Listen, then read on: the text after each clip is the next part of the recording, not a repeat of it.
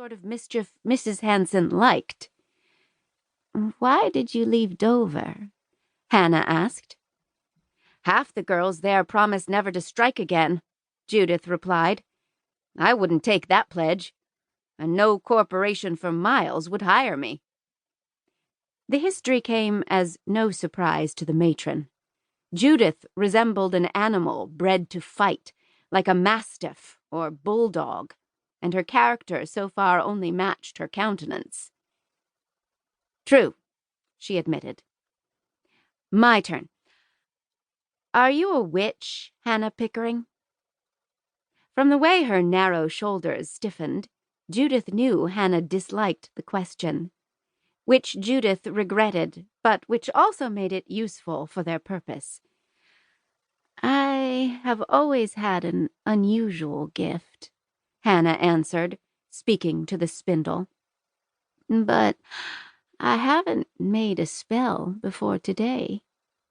Judith nodded, even before Hannah pronounced her words truthful. "I have one," said Mrs. Hanson. "Judith Whittier. Who are you in love with?" Judith scowled and shook the loose hair that hung down her back. "Who says I'm in love with anyone?" "She's only bound to tell me the truth, Mrs. H.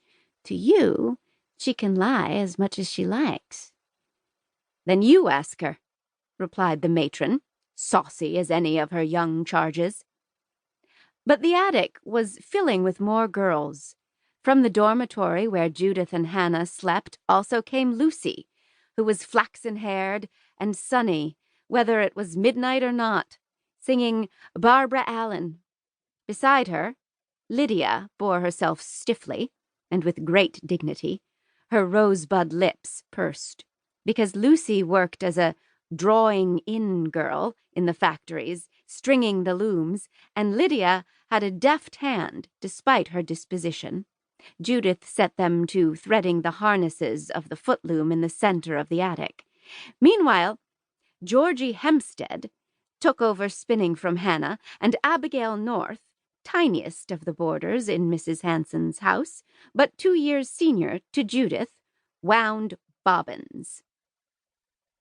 As their labors continued and more girls joined in, Judith thanked Mrs. Hanson for the loan of her stool, set it before the loom, and climbed atop.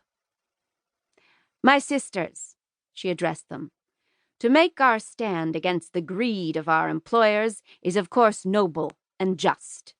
Her voice carried through the attic as well as any preacher's, whether Methodist, Unitarian, or Universalist, and inspired nods of agreement and exclamations of "Amen," just the same.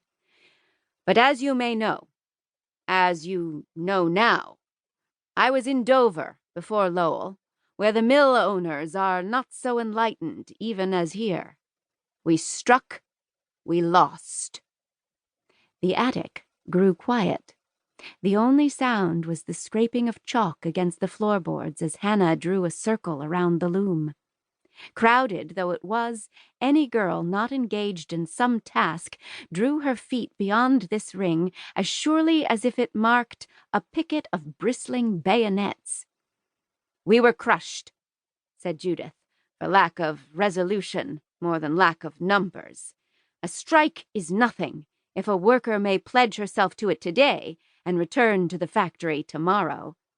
So we gather here tonight to unite and entwine our faith."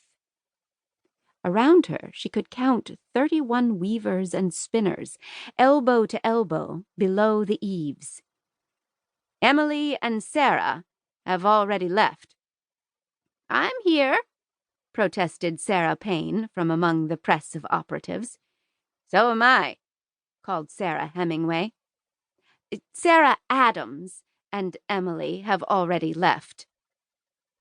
"Only until we're back at work," said Lucy from Judith's right. "Some of us," Lydia sniffed, "have families to think of." She touched the shorn patch of scalp on her own head regretfully. Yes, yes, thought Judith, impatient. Lydia had beautiful hair, save